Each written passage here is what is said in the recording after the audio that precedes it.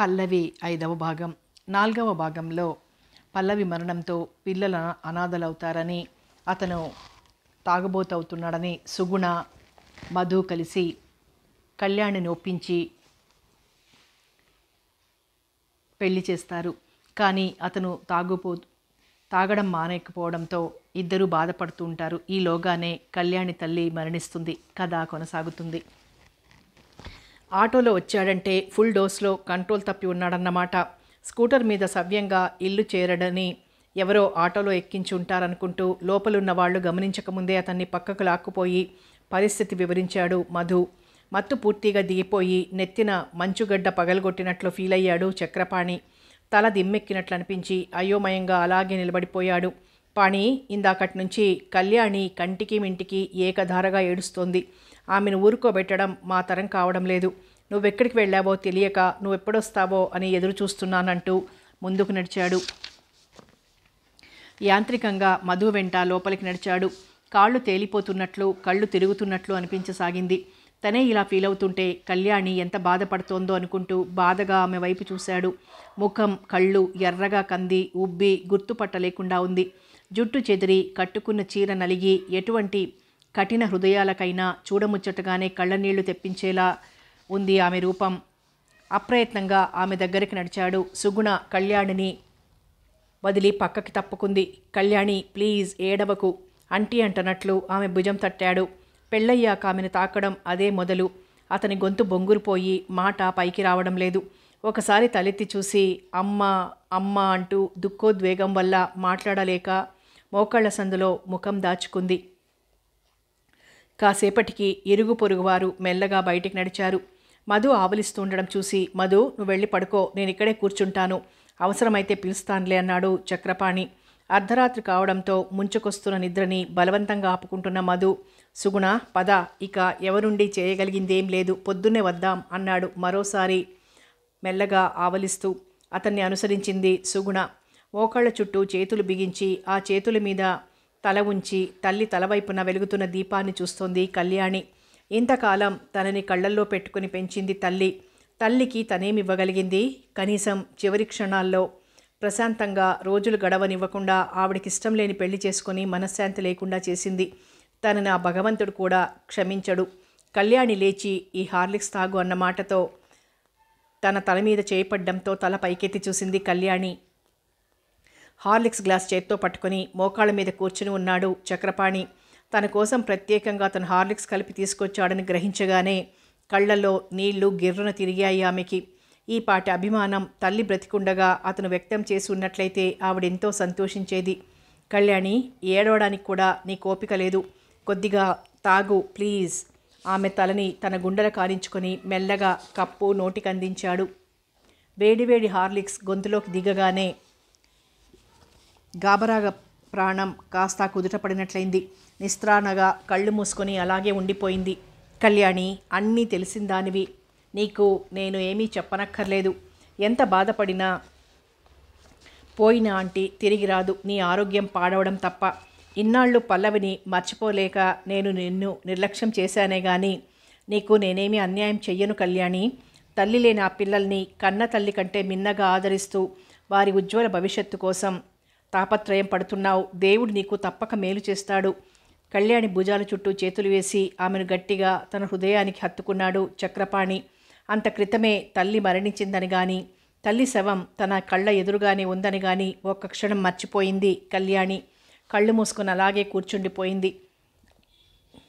లేస్తే తనకు ఆ పెన్నిది ఎక్కడ దూరమైపోతుందో అన్నట్లు అలాగే కూర్చుని ఉండి వెక్కుతోంది. Kalyani, please relax. ఈ బాధ నీకు జీవితాంతం వరకు ఉండేదే, కానీ నిగ్రహించుకోవాలి, తప్పదు. నీ ఆరోగ్యం పాడైపోతే కష్టం కదా. ఆంటీ ఆత్మకి శాంతి కలిగించే మార్గం చూడాలి కానీ ఇదేమిటి?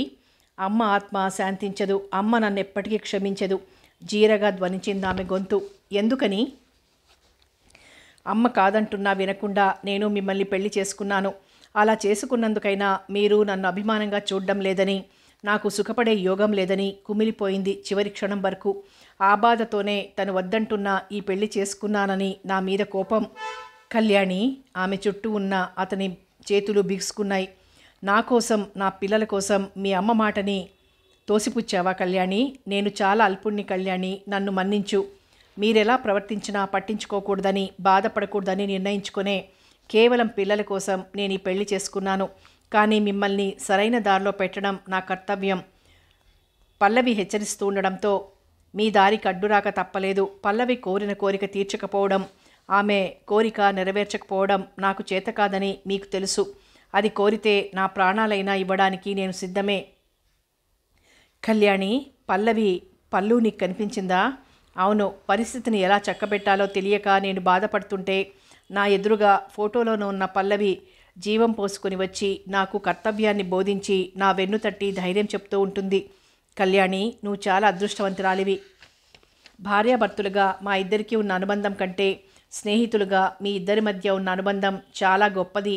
అందుకే నువ్వు పిలవగానే పలుకుతోంది, నీతో మాట్లాడుతోంది, కర్తవ్యాన్ని బోధించి నీకు ధైర్యం చెప్తోంది. నేను చాలా పాపాత్ముణ్ణి. ఒక్కసారి కూడా పల్లవి నాకు కనిపించలేదు. ఆమె జ్ఞాపకాల నుంచి దూరం కాలేక మానసికంగా శారీరకంగా కుమిలిపోతుంటే ఒక్కసారైనా నన్ను హెచ్చరించలేదు. పల్లుకి నా మీద చాలా కోపం వచ్చుంటుంది.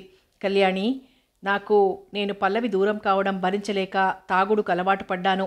నేను అపవిత్రుణ్ణి కావడం వల్లనే నా పల్లవి నా మీద ఆగ్రహించింది.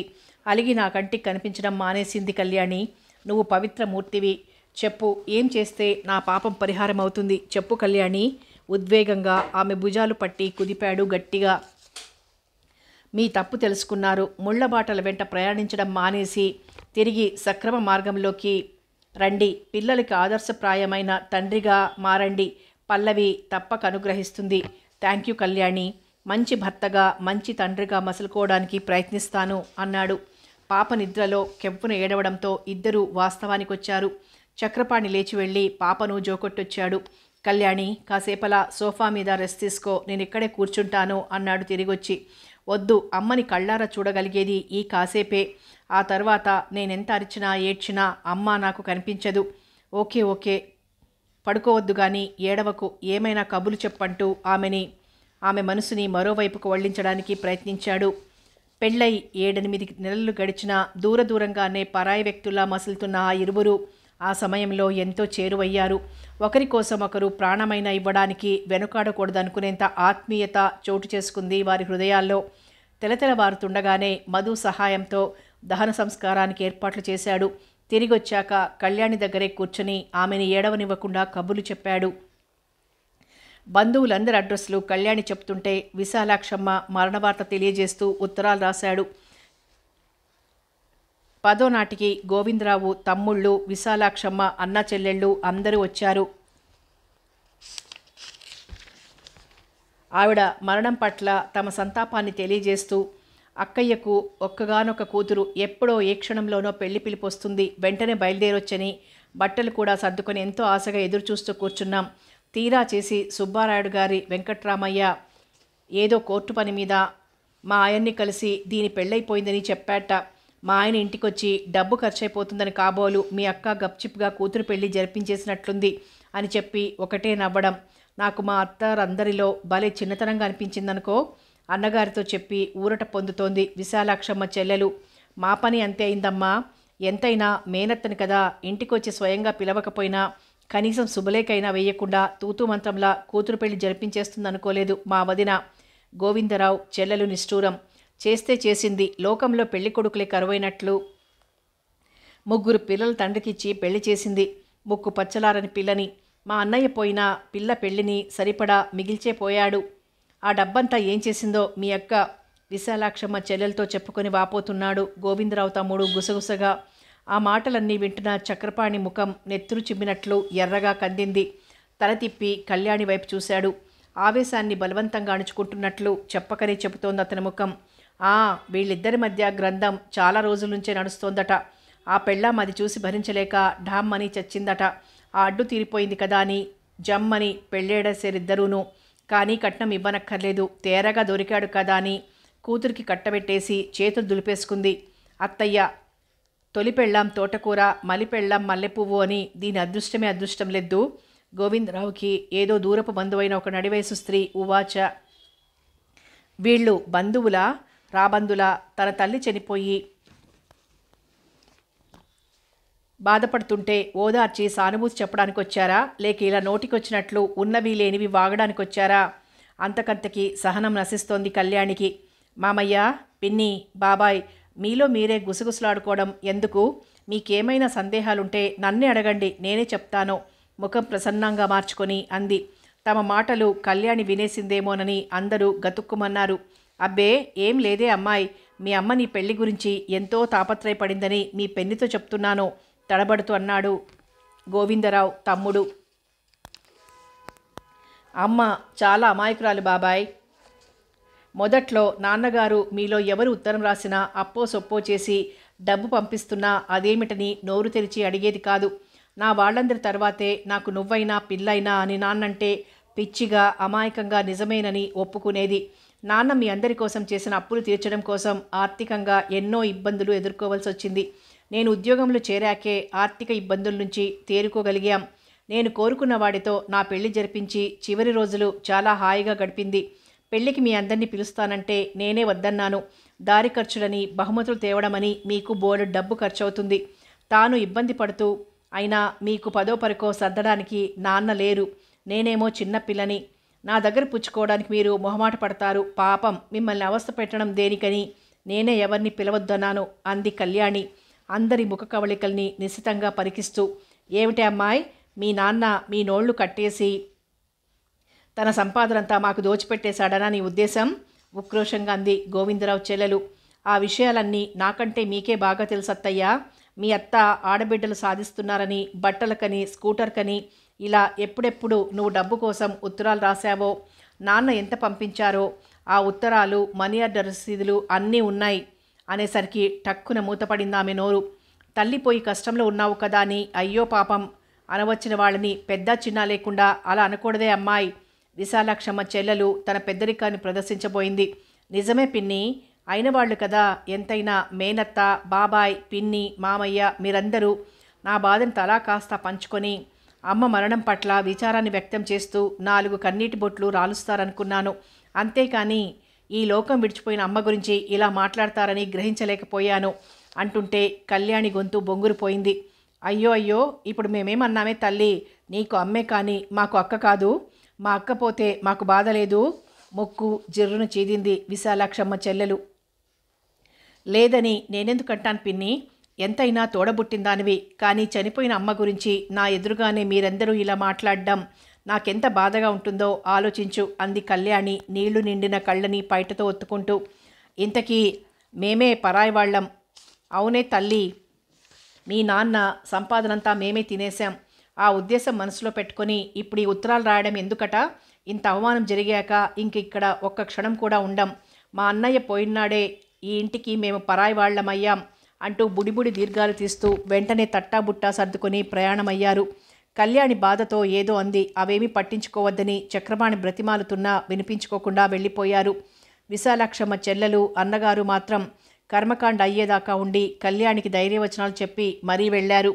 తుఫాలు వెలిసినట్లు ఫీలైంది కళ్యాణి అందరూ వెళ్ళిపోగానే. అమాంతం ఒక్కసారిగా తనని పెద్దదాన్ని చేసేసి వెళ్ళిపోయిన తల్లిని తలుచుకొని మరోసారి తనివి తీరా ఏడ్చింది ఆ రోజు. మళ్ళీ ఆంటీ, నువ్వు ఏడుస్తుంటే మాకు కూడా ఏడుపు వస్తుంది. అమ్మలాగే అమ్మమ్మ కూడా దేవుడి దగ్గరికి వెళ్ళిందట కదా. దేవుడి దగ్గరికి వెళ్ళిన వాళ్ళ కోసం ఏడవకూడదని నువ్వేగా చెప్పావు. ప్లీజ్ ఏడవక ఆంటీ.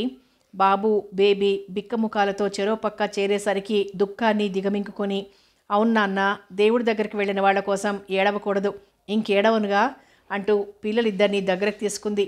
తప్పటడుగులు వేస్తూ వచ్చిన పాప వాళ్ళిద్దరినీ పక్కకు తోసేస్తూ కళ్యాణి మీద సర్వహక్కులు తనవే అన్నట్లు ఏడుస్తుంటే చేతులు చాపి పాపనెత్తుకుని తన హృదయానికి హత్తుకుంటూ ముద్దు పెట్టుకుంది. కాసేపయ్యాక పిల్లల్ని ఆడుకోమని బయటికి పంపించి, కళ్యాణి, నువ్వు అస్తమానం ఇలా ఏడుస్తూ కూర్చుంటే ఇప్పుడిప్పుడే తల్లిని మర్చిపోతున్న పిల్లలు మళ్ళీ మొదటికొస్తారు. మర్చిపోవడం కష్టమేననుకో, కానీ తప్పదు. పసితనంలోనే తల్లిని కోల్పోయిన ఆ పిల్లల్ని చూసి నువ్వు ధైర్యం తెచ్చుకోవాలి. ఆమె భుజం తడుతూ ఓదార్చింది సుగుణ. నిజమే సుగుణ, ఎంతైనా కన్న తల్లి కదా. ఒక్కొక్కసారి ఎంత నిగ్రహించుకుందామనుకున్నా దుఃఖం ఆగదు, భారంగా అంది. నీ బాధ నాకు తెలుసు కళ్యాణి అంటూ అడుగుల చప్పుడు విని తలతెప్పి చూసింది. చక్రపాణి లోపలికి రావడంతో మరో 5 నిమిషాలు కూర్చుని పనుందంటూ వెళ్ళిపోయింది సుగుణ. పిల్లలకి పాలు కలిపిచ్చి చక్రపాణి కోసం కాఫీ కలిపే ప్రయత్నం మొదలుపెట్టింది కళ్యాణి. చలిగాలులు తీవ్రంగా వీస్తున్నాయి. పూర్తిగా చీకటి పడకముందే కిటికీ తలుపులు మూసేసి పిల్లలకి స్వెట్టర్లు తొడిగింది కళ్యాణి. వేడివేడి అన్నం కలిపి పెట్టి పడుకోబెట్టి వెచ్చగా ఉండేందుకు రగ్గులు కప్పింది.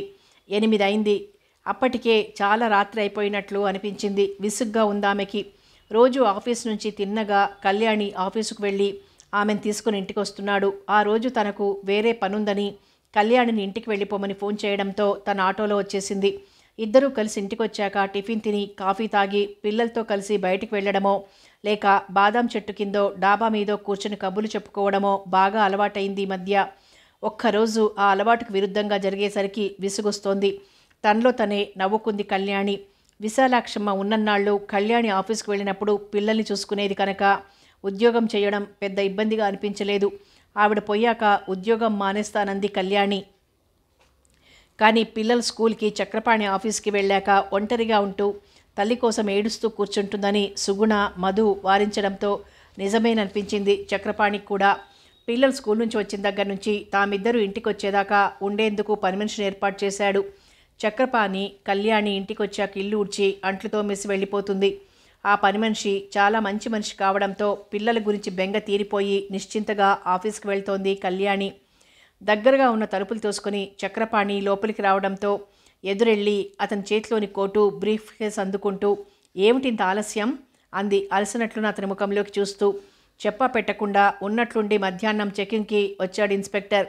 ఫైల్స్ అన్నీ ఆయన గారి ముందు పెట్టి హోటల్ సరోవర్లో సమస్త సదుపాయాలు అమర్చి పవళింపు సేవ అయ్యే వరకు ఉండి వచ్చేసరికి ఈ వేళ అయింది. సోఫాలో కూలబడి సూటిగా ఆమె ముఖంలోకి చూడలేక నోటికి జేబురుమాలు అడ్డు పెట్టుకుని మెల్లగా నాడు. మోకాళ్ల మీద కూర్చుని అతను వారిస్తున్న బూట్లు విప్పింది. లేచి వంటగదిలోకి వెళ్తూ డ్రెస్ మార్చుకురండి, భోజనం చేద్దాం, ఇప్పటికే చాలా పొద్దుపోయింది అంది. సారీ కళ్యాణి, నాకు ఆకలిగా లేదు, నువ్వు తినేయి అంటూ గదిలోకి వెళ్ళిపోయాడు. వంటగదిలోకి వెళ్లే ప్రయత్నం విరమించుకొని అతను వెనకే గదిలోకి నడిచి ఆకలి లేకపోవడం ఏమిటి, మజ్జిగన్నం తిందురుగాని రండి అంది. కంపెనీ కోసం ఆయనతో కలిసి ఏవేవో తిన్నాం, ప్లీజ్ నన్ను బలవంతం చెయ్యకు. ముఖం పక్కకు తిప్పుకున్నాడు. ద్రవ పదార్థం కూడా సేవించినట్లు తెలుస్తూనే ఉందిలేండి. సారీ కళ్యాణి, ఆయన బలవంతం చేస్తే కంపెనీ కోసం తప్పలేదు అన్నాడు గిల్టీగా ఫీల్ అవుతూ. టేక్ ఇట్ ఈజీ, అటువంటి మొహమాటాలు ఒక్కొక్కసారి తప్పవు. మా ఆఫీస్లో పార్టీలైతే కొంతమంది ఆడవాళ్లే డ్రింక్స్కి ముందు సిద్ధమవుతున్నారు. సరే మజ్జిగ తెస్తాను, తాగేసి పడుకోండి అంటూ గాజు గ్లాస్తో మజ్జిగ తీసుకొచ్చి తనెళ్ళి భోజనం అయిందనిపించి వచ్చింది. తన పక్కలో చోటు చేసుకున్న కళ్యాణిని దగ్గరకు లాక్కొని రగ్గు కప్పాడు. అబ్బా, ఈ వాసనకి నాకు కడుపులో తిప్పుతోంది బాబు. ముద్దు పెట్టుకోనియకుండా అతని ముఖాన్ని పక్కకు తోసేసింది. సారీ డియర్, మరోసారి నిన్నిలా ఇబ్బంది పెట్టనుగా. ఇంత చలిలో ఒంటరిగా పడుకోవడం నా వల్ల కాదు. ప్లీజ్ ఇటు తిరుగు. అయినా నోరంతా శుభ్రంగా కడుక్కున్నాను, కిళ్ళి వేసుకున్నాను. ఇప్పుడు నువ్విచ్చిన మజ్జిగ తాగాను, ఇంకా వాసనేమిటి అంటూ ఆమెను బలవంతంగా తన మీదికి లాక్కున్నాడు చక్రపాణి. తలుపు చప్పుడైనట్లు అనిపించడంతో ఇద్దరూ ఒకేసారి తల తిప్పి అటు చూశారు. దగ్గరకు వేసున్న తలుపుల్ని తోసి గుమ్మంలో నిలబడి చూస్తున్నాడు దీపక్. గబాల్న మంచం మీద నుంచి దూకి దగ్గరకు వెళ్ళి, దీపు, చీకట్లో ఇలా వచ్చావెందుకు?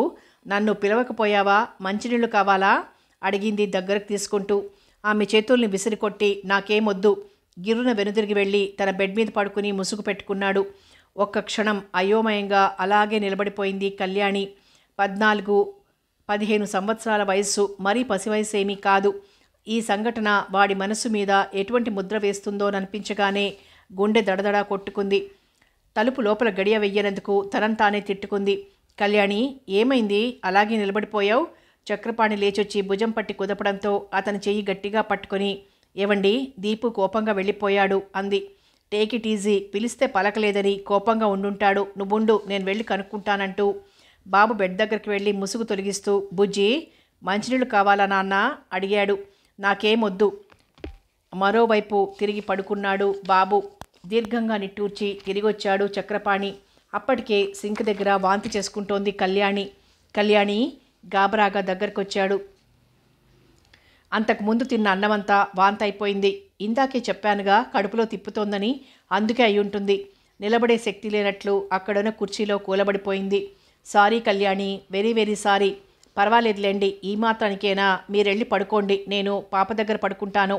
అది కాదు కళ్యాణి, అతను ఏదో చెప్పబోతుంటే, ప్లీజ్, ఎదుగుతున్న పిల్లల ముందు మనం మరీ కొత్త దంపతుల్లా ప్రవర్తించకూడదు. అయినా బాబింకా మెలకుగానే ఉన్నాడు అంది. ఫ్రిడ్జ్లోంచి పాలగిన్నె తీసి వెచ్చబెట్టి కొన్ని పాలు గ్లాసులోకి తీసుకొని పంచదార కలిపి తీసుకొచ్చి కళ్యాణికిచ్చాడు. అక్కడ మీ ఇన్స్పెక్టర్ గారికి సేవ చేశారు చాలేదా, మళ్ళీ ఇక్కడ నాకు సేవలు మొదలుపెట్టారు అంది గ్లాస్ అందుకుని సిప్ చేస్తూ. ఆయన ఆఫీస్లో బాసు, నువ్వు ఇంటి దగ్గర బాసువి, సేవలు చేయక తప్పదు. అక్కడ ఆయనకి కోపం వచ్చినా కష్టమే, ఇక్కడ నీకు కోపం వచ్చినా కష్టమే. డిస్మిస్ చేసి పారేస్తారు. ఇద్దరిలో ఎవరి ఆగ్రహాన్ని భరించలేడి దీనుడు.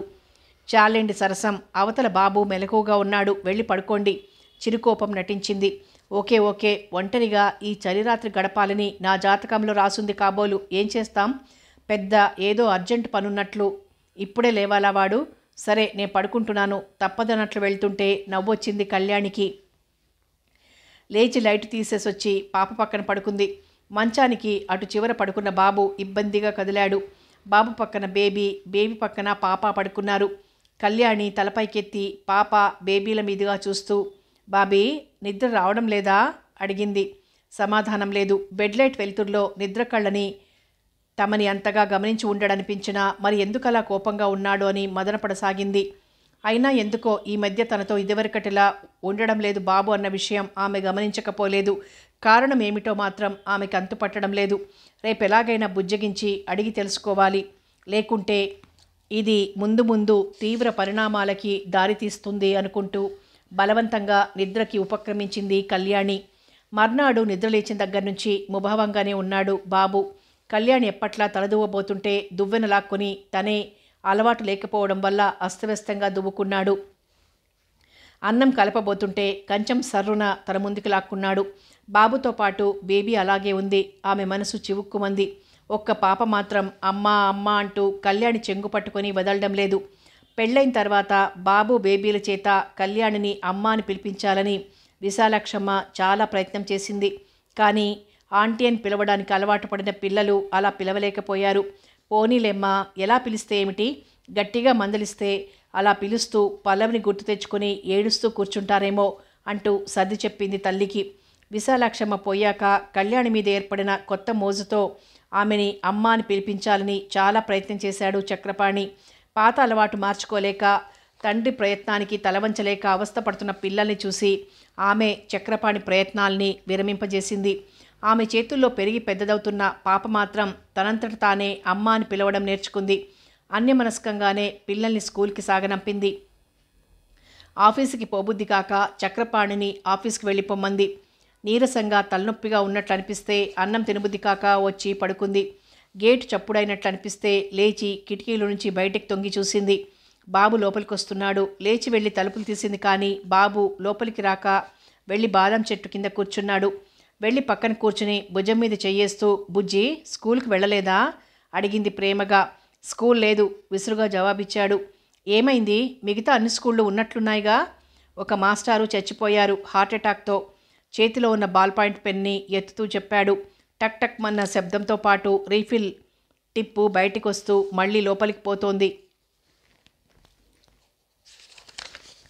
అయ్యో పాపం, సర్లే, ఇక్కడే కూర్చుండిపోయావేమిటి, లోపలికి పదా, నువ్వెళ్ళు, నేను వస్తానులే. బాబీ, ఎందుకురా ఈ మధ్య అదోలా ఉంటున్నావు, నా మీద కక్ష కట్టినట్లు నాతో మాట్లాడడమే మానేశావు, ఎందుకురా నా మీద ఇంత కోపం అంటుంటే ఆమె గొంతు వణికింది. నీ మీద నాకెందుకు కోపం? కోపం లేకపోతే నాతో ఇదివరకట్లా చనువుగా మాట్లాడవెందుకు?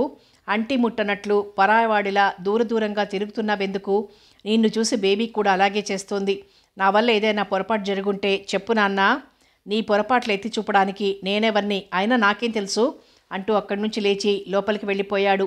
భారంగా అడుగులేస్తూ తను లోపలికి వచ్చింది కళ్యాణి.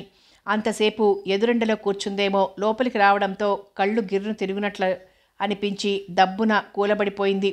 డ్రెస్ మార్చుకుంటున్న బాబు బయటకు వచ్చి చూసి ఫోన్ ఎత్తి, డాడీ, ఆంటీ ఎందుకో పడిపోయింది, త్వరగా రండి అని చెప్పి పెట్టేశాడు. మరో 10 నిమిషాల్లో గాబరాగా పరిగెత్తుకొచ్చాడు చక్రపాణి. అప్పటికి కళ్యాణి తేరుకుంది. కళ్ళు తెరిచి అల్లంత దూరంలో నిలబడి ఉన్న బాబుని చూసి, ఇదే నేను కన్నబిడ్డైతే నా మీద ఎంత కోపం ఉంటే మాత్రం అలా దూరంగా నిలబడి ఉండేవాడా? మొదటిసారి అలా అనుకుంది కళ్యాణి. అంతలోనే ఏమిటిలా ఆలోచిస్తున్నాను, వాడు నా కన్నబిడ్డ కాకపోయినా అంతకంటే ఎక్కువగా పెంచాను, నా వల్ల నా పల్లవి బిడ్డ కనుక అనుకుంది. నాన్న కాసిని మంచినీళ్ళు తెచ్చిపెట్టరా అంది. వెళ్ళి ఫ్రిడ్జ్లోంచి మంచినీళ్ళు తీసుకొచ్చి ఇచ్చి మళ్ళీ గదిలోకి వెళ్ళిపోయాడు. నీళ్లు తాగి గ్లాస్ పక్కన పెట్టి గోడకు చేర్లబడి కళ్ళు మూసుకుంది. స్కూటర్ లాక్ చేసి హడావిడిగా లోపలికొచ్చిన చక్రపాణి ఆమెను ఆ స్థితిలో చూసి గాబరా పడ్డాడు. కళ్యాణి, పద, డాక్టర్ దగ్గరికి వెళ్దాం.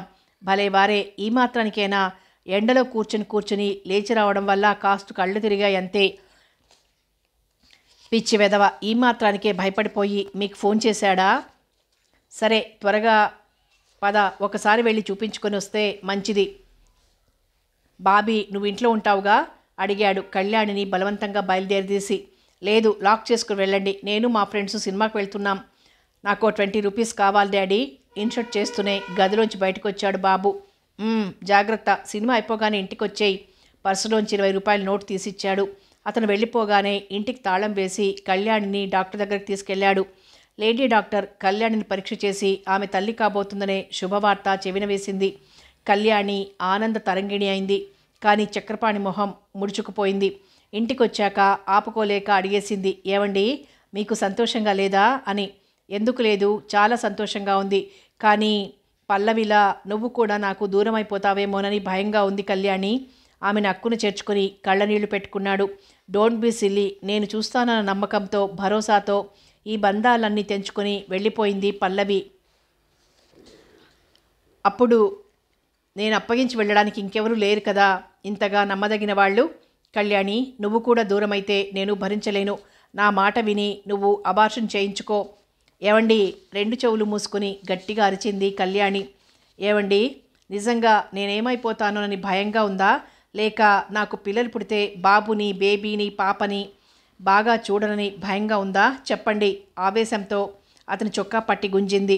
సూటిగా ఆమె తన మనసులోని మాటని అలా అడిగేసరికి ఏం చెప్పాలో తోచక గతుక్కుమన్నాడు చక్రపాణి. అది కాదు కళ్యాణి. ఏవండి, నేను అసలు మిమ్మల్ని పెళ్లి చేసుకున్నది వాళ్ల కోసమేనండి. ఈ ప్రపంచంలో ఎవ్వరైనా నాకు వాళ్ల తర్వాతేనండి. నా కన్నబిడ్డైనా చివరికి మీరైనా సరే. నేను తల్లిని అనిపించుకోవడానికి భగవంతుడు ప్రసాదించిన ఈ వరాన్ని నిర్దాక్షిణ్యంగా తుంచేయకండి. దోసిట్లో ముఖం దాచుకుని బోరున ఏడవడం మొదలుపెట్టింది. ఊరుకో కళ్యాణి, నేను ఆ ఉద్దేశంతో అనడం లేదు. సరే, నీ ఇష్టం వచ్చినట్లే కానివ్వు. నా బిడ్డను చంపుకోవడం నాకు మాత్రం ఇష్టమా చెప్పు? నిన్ను దూరం చేసుకోవడం ఇష్టం లేక అలా అన్నాను అంతే. ఆమెను ఓదార్చి ఆమె చేత కాఫీ తాగించి మళ్ళీ వస్తానని ఆఫీస్కి వెళ్ళిపోయాడు చక్రపాణి. 7వ నెల రాగానే ఆఫీస్కి సెలవు పెట్టేసింది కళ్యాణి. బేబీ బాబుల గురించే ఆమెకి చింతన రోజురోజుకి ఎక్కువవుతోంది. ఇద్దరికీ బొత్తిగా ఆమె పొడగిట్టడం లేదు. ఆ రోజు మధ్యాహ్నం జరిగిన సంఘటన గుర్తొచ్చి కళ్లల్లో నీళ్లు నిలిచాయి ఆమెకి. చక్రపాణి ఆఫీస్కి వెళ్ళిపోయాక బాబు కాలేజీకి వెళ్తూ నాకు 10 రూపాయలు కావాలి. కళ్యాణి ఉన్న గదిలోకి వచ్చి ఏ గోడను అడుగుతున్నట్లు గోడవైపు తిరిగాడు. చేస్తున్న పనాపి దగ్గరగా వచ్చి, నిన్ననే కదరా డాడీ దగ్గర 15 రూపాయలు తీసుకున్నావు, అప్పుడే అయిపోయాయా అవి? కాస్త మృదువుగానే అడిగింది. ఏంటి క్రాస్ ఎగ్జామినేషన్? ఎవరి సొమ్ము మాకు దానం చేస్తున్నట్లు? మా డాడీ సంపాదనలో ఈ మాత్రం ఖర్చు పెట్టుకునే హక్కు మాకుంది. బాబో, ఆక్రోశించింది కళ్యాణి బాధగా. ఎందుకురా అంతలేసి పెద్ద పెద్ద మాటలు? ఎదుగుతున్న పిల్లవాడివి, దగ్గర పెద్ద మొత్తంలో డబ్బులుంటే చెడు స్నేహాలకి అలవాటు పడతావేమోనని భయపడుతున్నాను. అంతేకాని నీకివ్వడానికి వెనకాడడం లేదు. ఆహా, నేను నువ్వనుకున్నంత చవట విధనేం కాదు. ఏది మంచో ఏది చెడో ఆ మాత్రం నాకు తెలుసు అంటూ ఆమె ఇచ్చిన 10 రూపాయల నోటు లాక్కున్నట్లు తీసుకుని గబగబా వెళ్ళిపోయాడు బాబు. ఆ వెనకే బేబీ వచ్చింది తనకు 10 రూపాయలు కావాలంటూ. బేబీ ఎదుగుతున్న ఆడపిల్లవి, మగపిల్లవాడితో సమానంగా డబ్బు విచ్చలవిడిగా ఖర్చు చేస్తూ విచ్చలవిడిగా తిరగడం ఏమిటమ్మా? అయినా నీకు ఈరోజు స్కూల్ లేనట్లుంది, ఎక్కడికి బయలుదేరావు? భుజం మీద చేయి వేస్తూ నెమ్మదిగా అడిగింది. కోపంతో టేబుల్ మీదున్న ఫ్లవర్ వాజ్ని విసురుగా తోసింది బేబీ. అది ఎదురుగా ఉన్న గోడకి బలంగా గుద్దుకొని భళ్ళున పగిలి గాజు ముక్కలు గదంతా విరుజెమ్ముకున్నాయి. తనే వెళ్ళి బీరువా తెరుచుకొని అందులోంచి 20 రూపాయల నోటు తీసుకుని వెళ్ళిపోయింది బేబీ. నిస్త్రాణగా బెడ్ మీద కూలబడిపోయింది కళ్యాణి. ఎందుకు వీళ్ళిద్దరు ఇలా మారిపోయారు? ఎంత ఆలోచించినా అంతు చిక్కడం లేదామెకి. వారి విచ్చలవిడితనం, నిర్లక్ష్య వైఖరి చూసి వారి భవిష్యత్తును తలుచుకుని భయంతో వణికిపోతోంది. చక్రపాణితో చెప్తే ఇంకా చిన్నతనం, కొన్నాళ్లు పోతే వాళ్లే తెలుసుకుంటారు. ఆ వయసులో అలాగే ఉంటారు పిల్లలు. డబ్బు పోతే పోయింది, వాళ్ళని ఏమీ అనకు. గట్టిగా మందలిస్తే ఇల్లు విడిచిపోతున్నారు ఈ కాలం పిల్లలంటూ తీసి పారేస్తున్నాడు. తను డబ్బు కోసం బాధపడుతోందా? వెధవ డబ్బు పోతే మళ్ళీ సంపాదించుకోవచ్చు, కానీ వాళ్ళ జీవితాలు పాడైపోతే? భగవంతుడా, నన్నెందుకు ఇలా సుడిగుండంలో ఇరికించావు? పల్లు, నీ పిల్లలు సరైన ఆలనా పాలనా లేకపోతే పాడైపోతారనే నాకసలు పెళ్లి చేసుకోవడం ఇష్టం లేకపోయినా కేవలం పిల్లల్ని తీర్చిదిద్దడం కోసం ఈ పెళ్లి చేసుకున్నాను. కానీ జరగాల్సింది జరిగిపోతోంది. నన్ను క్షమించు పల్లవి. నీ పిల్లల్ని నీ ఆశలకి ఆశయాలకి అనుగుణంగా తీర్చిదిద్ది నీ ఆత్మకి శాంతి చేకూర్చలేకపోతున్నాను. నీ ప్రాణ స్నేహితురాలిగా నా కర్తవ్యాన్ని నేను సక్రమంగా నెరవేర్చలేకపోతున్నాను. లేచి వెళ్ళి పల్లవి ఫోటో ముందు కూలబడి భోరుమంది. ఇంకేం చెయ్యాలో తోచక, పిచ్చిదానా, వినాశకాలే విపరీత బుద్ధి అన్నారు. చెప్తే వినక వాళ్ళు పాడైపోతున్నారని నువ్వు బాధపడటం ఎందుకే?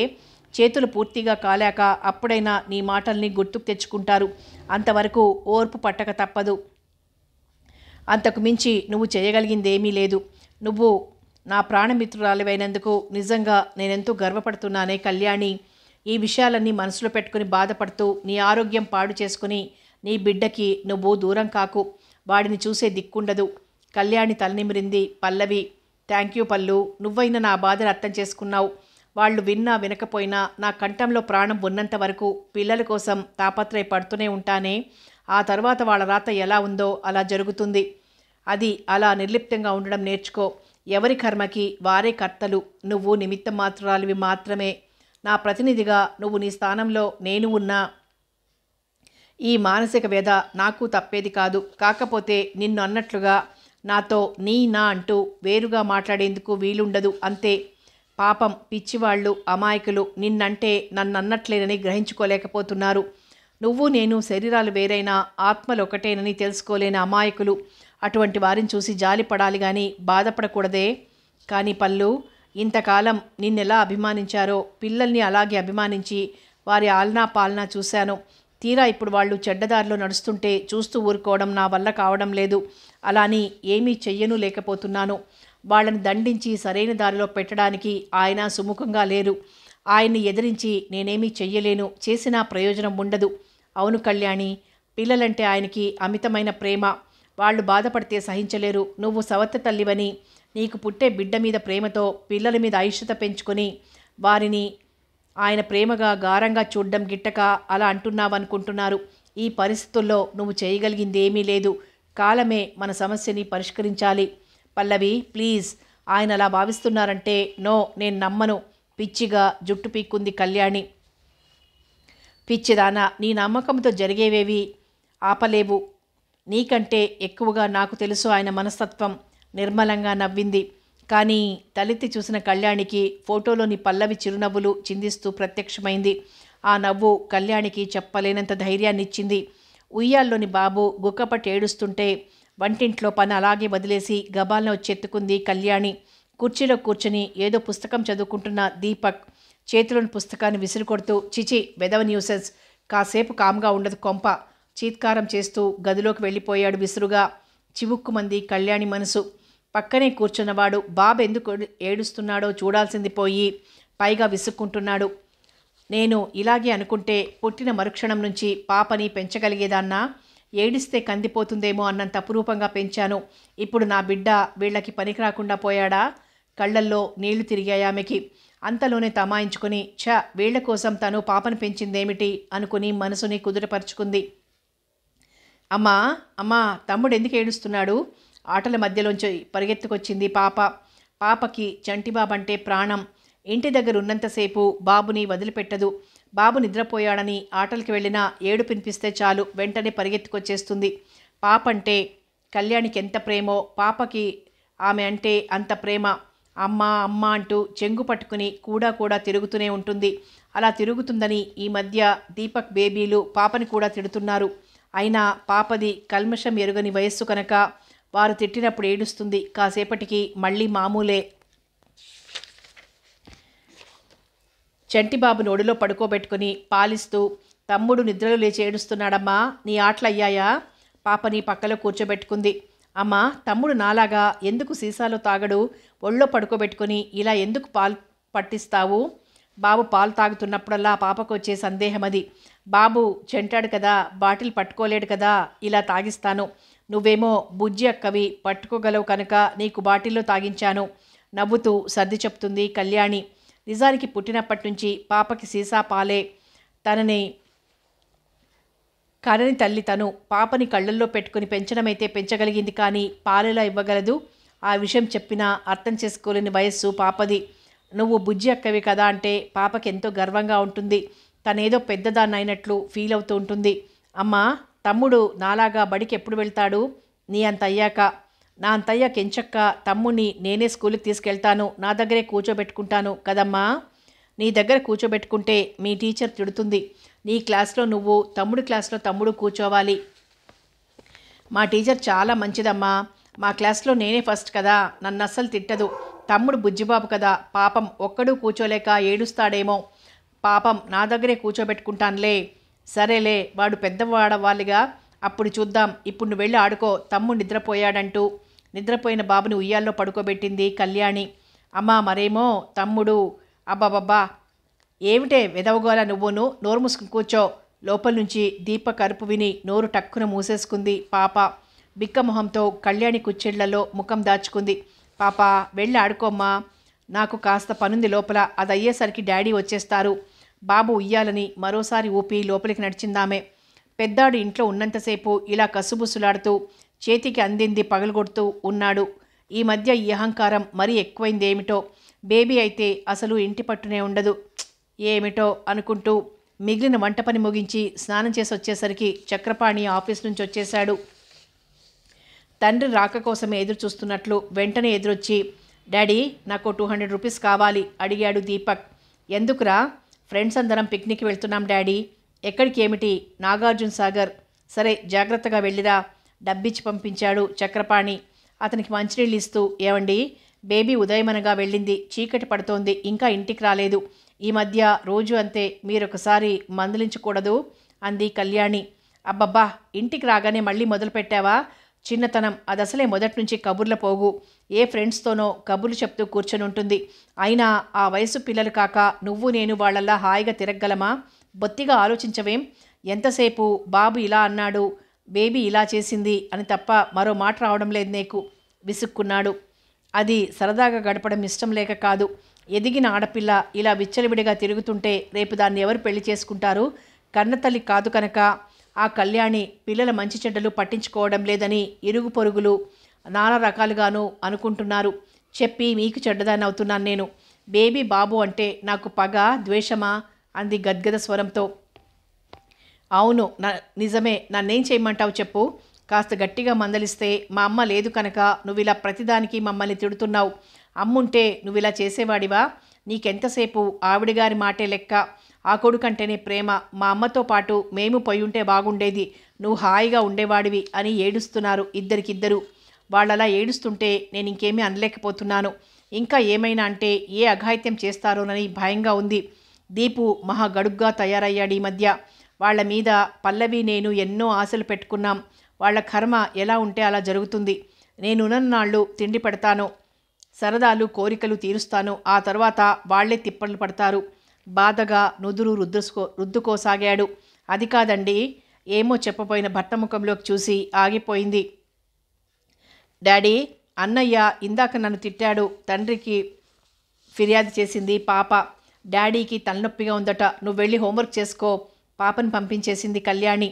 నేను మహా పాపం చేశాను కళ్యాణి, అందుకే ఇలాంటి పిల్లలు పుట్టారు. ఎడమ చేతి బొటన వేలితో చూపుడు వేలితో కళ్ళు నులుముకుంటూ అన్నాడు చక్రపాణి. బాగుంది. ఇప్పుడు నాకు చెప్పి మళ్ళీ మీరు మొదటికొస్తున్నారా? ఏదో మనసులో పెట్టుకుని వాళ్ళలా ప్రవర్తిస్తున్నారు కానీ స్వతహాగా పిల్లలిద్దరూ చాలా మంచివాళ్ళు. కొన్నాళ్ళు పోతే వాళ్లే తెలుసుకుంటారు. మనం ఉన్నన్నాళ్ళు వాళ్ళకే లోటు ఉండదు. ఆ తరువాత భగవంతుని దయ. అతనికి సర్ది చెప్పి అతని మనసు మళ్లించడానికి బాబుని ఒడిలో పడుకోబెట్టుకుంది. బాబు బోసి నవ్వులతో నిజంగానే అతను తన అలసట మరిచిపోయి మానసిక వేదన మర్చిపోయి హాయిగా ఫీల్ అయ్యాడు చక్రపాణి. రాస్కెల్, నా పుస్తకం చింపుతావా? అరుపుతో పాటు దెబ్బల చప్పుడు. ఆ వెంటనే చంటిబాబు కెవ్వు నరుస్తూ ఏడవడం వినిపించి స్నానం చేసొస్తున్న చక్రపాణి, వంటగదిలో కూరలు తరుగుతున్న కళ్యాణి ఇద్దరు ఒకేసారి పరిగెత్తుకుంటూ వచ్చారు. బేబీ, ఎందుకే వండలా చావుగొట్టావు? కోపంగా అడుగుతూ పిల్లాడిని అందుకుని భుజం మీద వేసుకున్నాడు చక్రపాణి. నా పుస్తకం చింపేస్తున్నాడు. బేబీ ముఖం ముటముటలాడుతోంది. వాడికి ఏం తెలుసు? పుస్తకం వాడికి అందేలా ఎందుకు పెట్టుకోవడం? జ్ఞానం లేదు. పెద్దవాళ్ళకు ఉండేడిస్తే పిల్లలకి ఉంటుంది. విసురుగా వచ్చింది బేబీ సమాధానం. షటప్. పెద్ద చిన్న లేకుండా ఏమిటా వాగుడు? మళ్ళీ నోరెత్తావంటే చంపి పారేస్తాను. కోపం ఆపుకోలేకపోతున్నాడు చక్రపాణి. ఆ పని ఎప్పుడో చేయాల్సింది. You are too late. Of course ఇప్పుడైనా కానివ్వండి. చక్రపాణి దగ్గరగా వచ్చి అంది రోషంగా బేబీ. యూ డర్టీ క్రీచర్ అంటూ చెయ్యెత్తాడు. కానీ ఆ చెయ్యి బేబీ చెంపని తాకకముందే గట్టిగా పట్టుకుంది కళ్యాణి. ఏమిటి ఆవేశం? చిన్న పిల్లతో సమానంగా రెచ్చిపోతే ఎలా? ఏదో చంటాన్ని ఓ దెబ్బ కొట్టినందుకు ఇంత రాదాంతమా? వాడికంటే పెద్దదానిగా అక్కగా బేబీకి ఆ అధికారం ఉంది. మీరు అనవసరంగా సీన్ క్రియేట్ చేస్తున్నారు. వెళ్ళి డ్రెస్ చేసుకోండి. ఆఫీస్కి టైం అవుతోంది అంటూ చక్రపాణి చేతుల్లో ఉన్న పిల్లాడిని అందుకొని బలవంతంగా అతన్ని గదిలోకి నెట్టింది. నంగనాచిలా చేసిందంతా చేసి ఇప్పుడు నీతులు చెప్పొచ్చింది. బేబీ అన్నమాట విని నిర్ఘాంతపోయింది కళ్యాణి. బేబీ, ఇప్పుడు నేనేం చేశాననే నువ్వు వాడు ఇలా నా మీద కక్ష సాధిస్తున్నారు? మిమ్మల్ని ఎప్పుడైనా కొట్టానా, తిట్టానా, మీ మనసు నొచ్చుకునేటట్లు చేశానా?